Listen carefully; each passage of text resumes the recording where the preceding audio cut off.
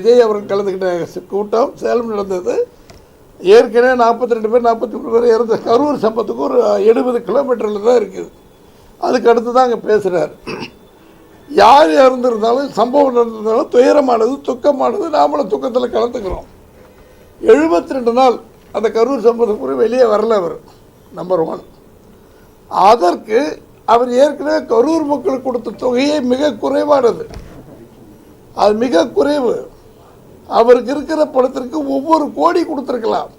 அது இருந்த மக்களுக்கு அதுதான் அதுக்கு காம்பன்சேஷன் சரியாக வந்திருக்கும். ஆனால் நேற்று ஒரு வேற்று மாநிலத்தை சேர்ந்த இவரை பார்க்க வந்தவர், இவர் இப்போ பேச வந்தவருக்கு 5 லட்சம் கொடுத்துருக்கு, பிச்சை காசு போடுவது போல போட்டிருக்கிறார் சொன்னால் யாரும் ஏற்றுக்கொள்ள மாட்டார்கள்.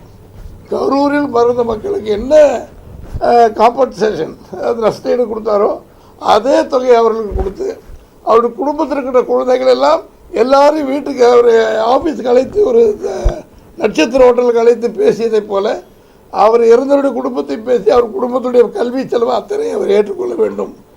இது பொதுமக்களுடைய நியாயமான கருத்தை அவர் செய்ய வேண்டும். 5 லட்சம் கொடுத்தது அநீதி. அதே போல அரசாங்கம் இன்னும் அறிவிச்சிருக்கணும். அரசாங்கம் இன்னும் அறிவிக்கவில்லை. ஆனால் சாராய கடை மற்றதுக்கெல்லாம் நிறைய அறிவிக்கிறாரு அந்த நிதி திரு ஸ்டாலின் அவர்கள். இதற்கு ஏன் இன்னும் அறிவிக்கலன்னு தெரியல. இப்போ கேளுங்க. யார் அதை பற்றி அந்த இறந்ததை பற்றியா? அதாங்க யார் 5 லட்சம் கொடுத்தாங்க, எது கொடுத்தாங்கன்னு செய்தி வந்திருக்கு. எதுவும் இருந்தாலும் பேச மாட்டேங்கிறாங்க, வர மாட்டேங்குது. இது நம்ம சொல்லி தான் அவர் தெரிஞ்சுக்கணும்னா அந்த இது அவருக்கு என்ன கோடிக்கணக்கில் கொடுக்கணும் இறந்தவங்களுக்குன்னு சொல்கிறேன். தொடர்ந்து எம்ஜிஆரையும் எம்ஜிஆர் படத்தையும் பயன்படுத்திக்கிட்டு வர்றாங்க. இதை பத்தி யார் யார் பயன்படுத்துறது? விஜய் அவர் மட்டும் இல்லை, ஜெயலலிதா அம்மா, புரட்சி தலைவி ஜெயலலிதா அம்மா, புரட்சி தலைவர் எல்லாருடைய வழிகாட்டி. மற்றவங்க மறந்துட்டாங்கன்றாங்க. அது யாருன்னே தெரியல, மற்றவங்க யாரும் தெரியல. நாங்கள்லாம் எல்லாமே பாருங்க, எங்கள் ஆஃபீஸுக்குள்ளே அம்மா அவர்களாம் இல்லாமல் எந்த படமும் கிடையாது. இங்கே விட்டு வெளியே போனவர்கள் யாராக இருந்தாலும் புரட்சி தலைவர் புரட்சி தலைவி அம்மாவை தான் நினச்சிக்கிட்டு இருக்காங்க. இவர் அதை வச்சுக்கிட்டு இப்போ அவருடைய அரசியல் பயணத்திற்கு அதை பயன்படுத்துகிறார். அரசியல் ஆண்மை இருந்தால் அவர் சொல்கிறார் தனியாக கட்சி ஆரம்பித்து நடத்த முடியுமாறு.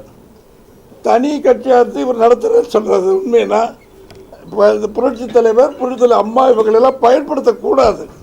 அவருடைய தொண்டர்கள் இருக்கிற முறையில் நான் கேட்டுக்கிறோம். எங்கள் இந்த தொண்டர்களை அனுதாபத்தில் அவர் கட்சிக்கு இழுக்கலாம் என்பது பகல் கனவு. செங்கோட்டையன் போல சில நபர்கள் சென்றிருக்கலாம், அதற்கு நாங்கள் பொறுப்பல்ல. எம்ஜிஆர் பொது சொத்தாக இருந்தாலும் புரட்சி தலைவர் அம்மா பொது சொத்தாக இருந்தாலும் எங்களுக்கு உரியவர், தமிழ்நாட்டு மக்களுக்கு உரியவர். பிஸ்னஸ் ஆரம்பிக்க வந்திருக்கிற திரு விஜய்க்கு அவருக்கு பொருத்தமாக தான் அவர்களை பயன்படுத்தாமல் இருந்தால் அவருக்கு நல்லது.